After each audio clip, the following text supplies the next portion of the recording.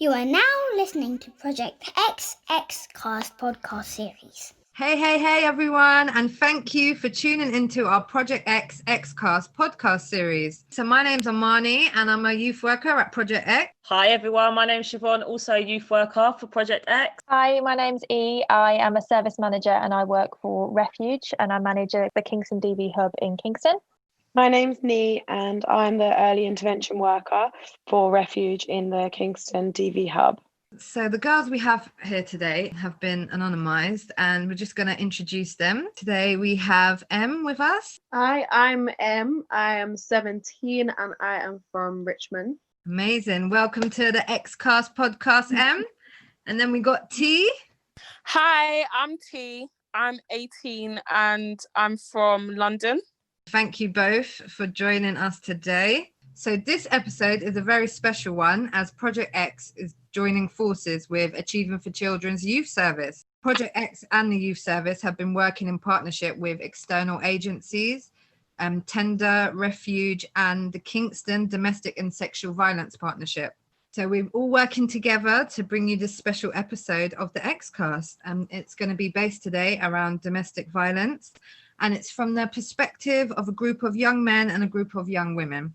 And to explain more to you about the podcast, I'm going to hand you over now to E from Refuge. Hi, so thank you so much for having us. We're really excited to be here. Just going to talk to you a little bit about what 16 Days of Action, or Activism as it's sometimes called, campaign is. So it's something that came about as it's important to raise awareness and call for changes at an international, national and local level to make women and children feel safe from abuse. So the purpose of it is to continue work to eradicate violence against women and girls. And this year's theme in Kingston is around young people and their unique experience around violence against women and girls. So I'm from an organisation called Refuge, we're the largest UK organisation for domestic abuse, and I run the Kingston DV hub. So we have an early intervention service that supports young girls who have experienced, are experiencing, or at risk of any gender-based violence. And we do just want to give a bit of a trigger warning as well for anyone listening to this podcast. We are going to be discussing violence against women and girls, domestic abuse, and some topics that might be quite difficult. So if that is a trigger point for you, then just be mindful of that and in the decision about whether or not you want to continue to listen to this podcast. Thank you very much for that, E. So I'm going to quickly give you guys a little brief list of the purpose of the podcast. So today we plan to discuss gender stereotypes and how they can negatively contribute towards violence against women and girls. We also want to discuss domestic abuse and what exposure young people have to this. We're going to talk today about healthy relationships and what this means to young people. And we're going to hear from some young people themselves and what they think is happening positively in society around violence against women and girls. And we also just generally want to hear from young people themselves about what social pressures they also face. We are recording it a bit different today because due to our lockdown restrictions, we're having to record this podcast online. Just want to thank you all as well for taking part, as it's not our usual way to do Xcast, which would usually be at one of our youth clubs. And without further ado, we're going to get into the Xcast podcast. So first question is going to be around gender stereotypes. So what kind of things do you think men and women aspire to be, and what do you feel about gender norms? So this could be movies and films, or gender norms in music videos, song lyrics, expectation from schools or parents, and generational stereotypes. So girls, what do you think about that? Well, I think personally in music videos, like as one subject, I feel like girls in music videos are just kind of standing there to sit there, look pretty, and men are kind of doing the work, you know, singing, rapping or whatever. And also if you think about films and stuff, the women are always kind of not below, but like they're doing things that, you know, aren't exactly very fun. So they're cleaning, they're cooking, just basically being a housewife, rather than the men who are going out there and working. And I feel like with today's society, and particularly my age as well, men feel like pressure to be like the provider in a relationship as well, or even in society alone. Great, thank you so much for that. T, if you want to give us a little download of what you think about the question. I believe that sometimes when it comes on to music, it's from a perspective where females aren't uplifted that much anymore. It's more we do certain things and that's all we're kind of like good for. I feel like especially when it comes to the young artists, it's more we are only good for kind of like little things rather than the things that we're really good for, like our brain and the way we carry ourselves in life. It's more just aimed at the way we can portray ourselves, and the way we shouldn't portray ourselves is the way we're now being portrayed in the media. T, can I just ask you how you feel about the sort of sexualization of women in music videos and sort of the language that young men use against women, sort of referring to them as swear words a lot? How do you guys feel about that as young people? I feel like it's absolutely disgusting and degrading. I feel like people tend to don't carry us up anymore. We are now, as you said, associated with swear words. We're associated, I can't really say the words, but a few words that we shouldn't be associated with. And I feel like it's become very normal for us to be either in bikinis or shorts or anything close to no clothes. I feel like that's what's highlighted as this is what we need to do. Music videos, you tend to see females particularly no clothes or minimum clothes. There was an artist that posted a picture of him with around 8 girls, which was all naked, and he uploaded it onto social media. And the stuff that the females were doing, it's just like, it just makes us all look bad in a way. It makes us all look like this is all we're good for. This is us. And how do you think young girls see themselves then? So if they're seeing in the media constantly sort of naked girls, they're being referred to as swear words constantly, do you feel like then that has a negative effect how they view themselves? Like, do you feel that they then want to aspire to be like these girls so they could be liked and accepted?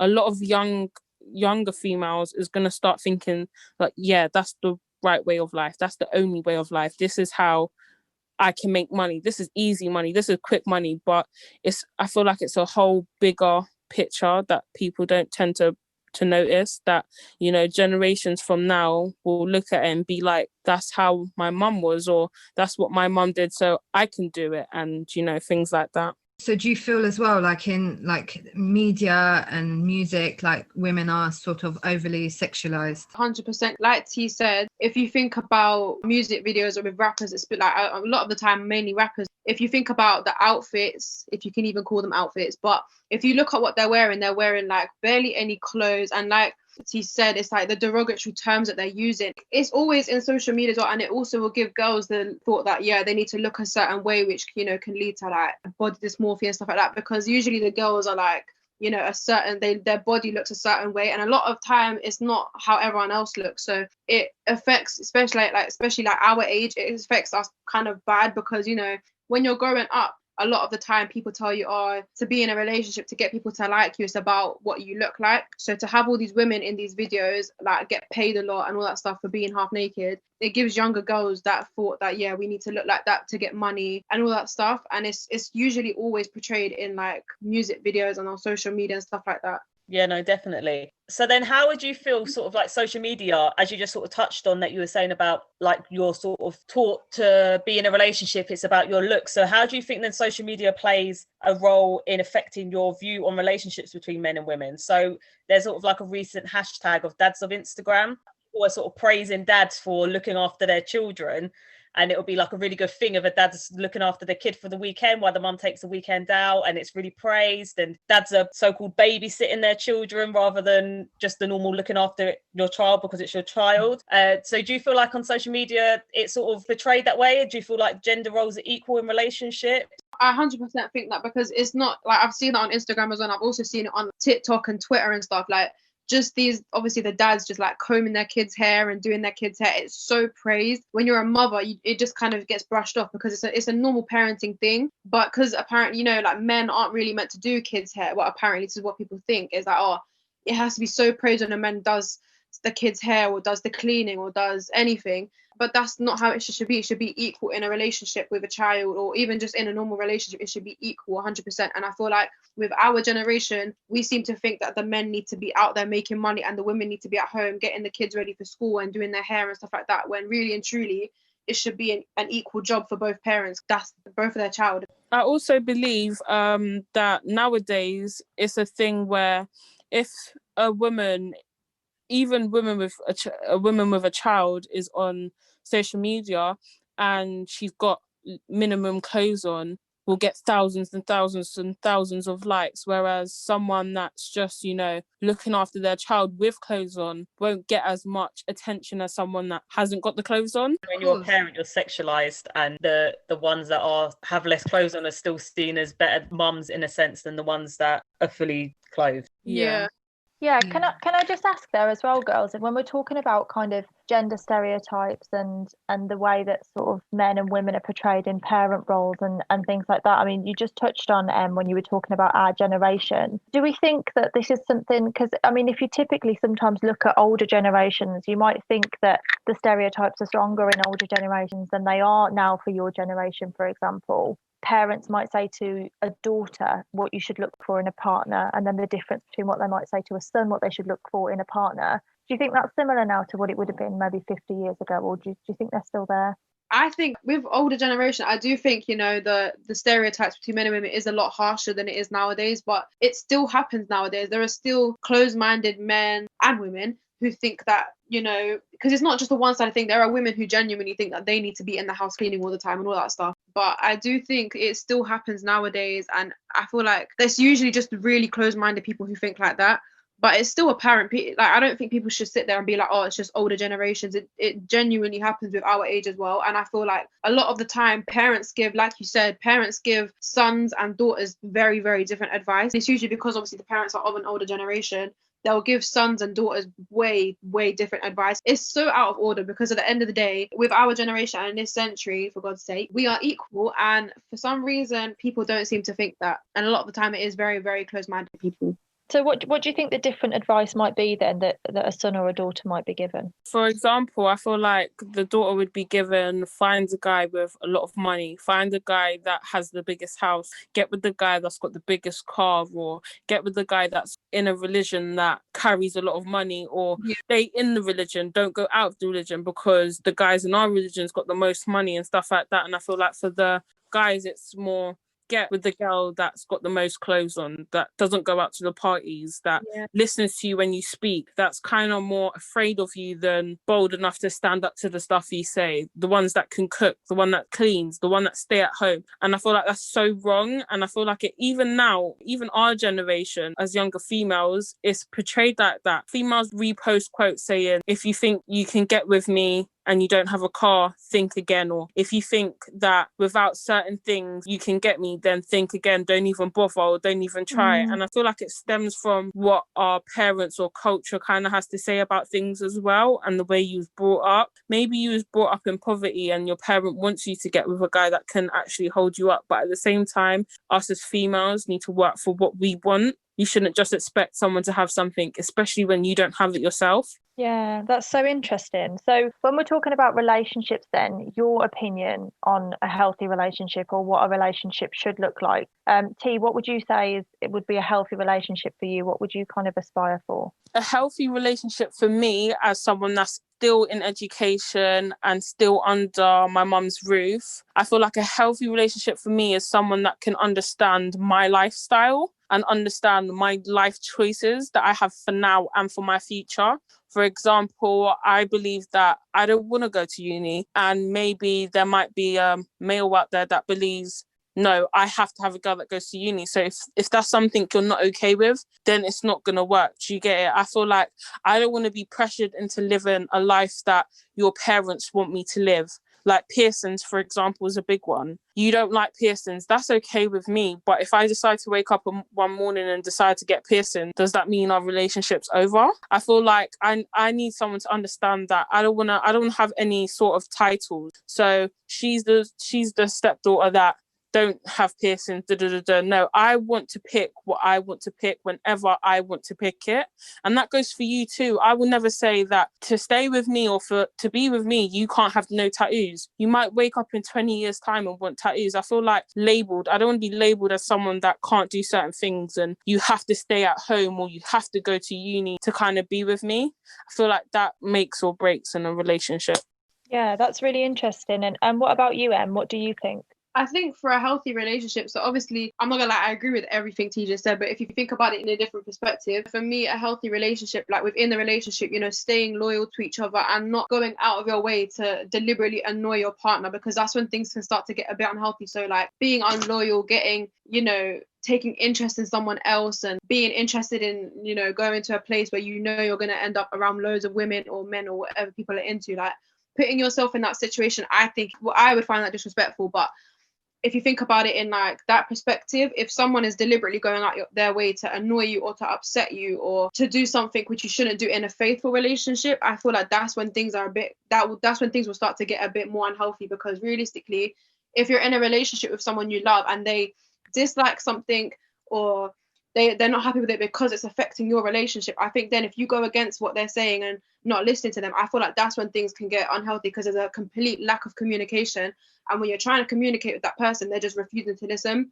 That's unhealthy, but that also says that person isn't like ready for that relationship at all. Yeah. Okay. So I'm going to give you a few words. The boys have done this in their podcast, so we're trying to kind of look at them from two different perspectives. So I just want to ask both of you, I'm going to give you a couple of words, and when I say the word, I just want you to tell me whether or not you think this would be a component or a part of a healthy relationship, or if you think this would be unhealthy. And we're going to talk in a little bit about when maybe that turns from unhealthy to abusive. So what you think when I say this word. So we touch a little bit on it. Jealousy. So if I said the word jealousy, what do you think about that in a relationship? Not healthy. Okay, and why? I feel like jealousy, sometimes you can do it subconsciously. And I feel like for your partner or for someone that's really close to you to have some sort of jealousy is a massive thing, because that's where certain things start to happen. For example, you can't wear that because I'm scared that you'd go out and somebody else would see it. Sometimes males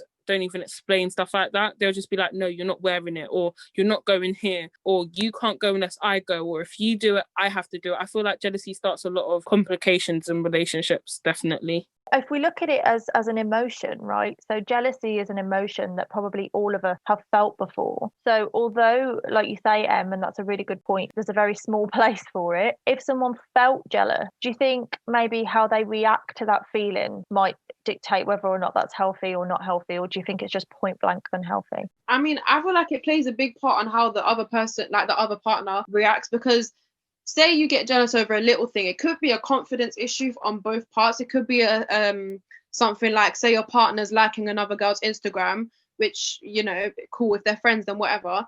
Like, say she's got a certain type of body, and then say the other person's feeling quite insecure. I mean, it's kind of natural to feel a little bit jealous over little things like that. But then it will turn unhealthy if your partner doesn't understand that and kind of, takes the mick out of it and is like, oh, angry at you and stuff. Because you shouldn't be angry at someone being jealous. But if they're obsessively jealous all the time, then that's understandable. But then if your partner's more compassionate and more understanding, like, okay, and talks it out with you, and they actually have like communication, I feel like that's when that's what I consider to be healthy. If you're talking about it, I feel like that's all right. But like T said, if you're like overdoing it with the jealousy and like always wanting to be on the person's case where it becomes obsessive, I feel like that's a very big difference between unhealthy and a healthy like relationship in terms of jealousy. Okay. And how about arguments then? I feel like it could be both, to be honest. I feel like in any relationship, couples are going to argue. I mean, it's literally just what happens, whether it's a little argument or a big argument. However, if it's a thing where, because usually there'll be little phases in a relationship where you argue quite a bit and then you'll just stop. But like, I feel like if it's constantly arguing all the time, there's like the bad stuff in your relationship is overweighing all the happiness. I feel like that's when things will start to be a little bit, it will start to be a little bit questionable, because every time you see each other, that's all you tend to do. I feel like that's when things will start turning a bit toxic, because you shouldn't be doing that in a regular relationship. It shouldn't be constant arguing and constant, rowing at each other. I don't think that's good. I feel like with arguing that surprisingly, I think arguments are kind of a good thing. The reason why I say this is because when you argue, I feel like it gives each other a chance to talk out certain things that maybe they didn't want to talk out in the first place. And one might be holding on to something that was said a long time ago. And it just gives you a chance to kind of like let everything out and start fresh. Where it goes bad is when it's, like Em said, it's continuous. It's every time we're together, or it's every time I wear a certain outfit or something like that. That's when it gets a little bit more towards the toxic side. I feel like when you argue, I feel like it's a good chance to like lay everything out and get everything off your chest, and then it should go back to normal. But if it's not going back to normal, then that's when something's wrong. Okay, so one more word then, control. What do you think about that in a relationship? I think that's a bad thing. Honestly, I know like a lot. I just don't feel like, if I think of the word control in a relationship, I don't see how that could possibly be a good thing. Because for me, at least, with personal experience and stuff like that, I feel like when someone's controlling over the things you do, and like T's been mentioning about the things you wear, the clothes you wear, outfits, and where you go, with which friends you hang around with, I feel like when that person or that partner is being obsessive and completely controlling over everything you do, I feel like that's when things will just start turning really toxic, because no one should be able to control you, because you are your own person. You're allowed to wear what you want to wear. You're allowed to go where you want to go. And for this person to just kind of swan in and tell you what you need to look like, or what you need to wear, or who you need to talk to, that's when things just turn completely toxic, because no one should be able to have that kind of hold over you, especially if you're just in a relationship. I don't feel like a partner should ever have control over anything you do, because at the end of the day, if you don't agree with something, talk it out and see if you can come to some sort of balance or in the middle kind of thing, if you get what I'm saying. But if you're completely saying, no, you can't do this, you can't do that, I just feel like that is just toxic, and that's not healthy in the slightest. Yeah, and I think what's interesting and what's kind of come into my mind as we're talking about this is there's quite a few movies, if we look at kind of control, jealousy, arguments, where the relationship is kind of romanticized if it does have control, and if the other person is excessively jealous, and there's a lot of kind of fiery, passionate arguments. I mean, if you look at 50 Shades of Grey, and there was a movie recently, wasn't there, on Netflix? I can't remember what it was called. It was like 5 days. Yeah, when the girl was kidnapped, and he was really, really controlling and really jealous and really possessive, and it's almost seen as kind of a romantic thing, isn't it? I mean, would you say that that's kind of skewed your idea of what a healthy relationship should be? Do you think that's a good thing that we're having movies that portray relationships like that? I feel like it helps educate people, but I'm not gonna lie, I think society took that the complete opposite way. Rather than taking it as a lesson of like, this is bad, this is very unhealthy, and look what happens in the end, someone can fall in love from it. Like, your whole relationship was built on force, control. People took it as they like someone like that. They want someone to do them how that girl was done. Kidnap me for 365 days and make me fall in love with you. I feel like everyone definitely didn't take the message as what it was supposed to be. It was seen more as, I want a guy like this. I want a guy that can do the things that this guy's done. I feel like it was very, very taken in the wrong way. Definitely. You are now listening to Project XX Cast podcast series.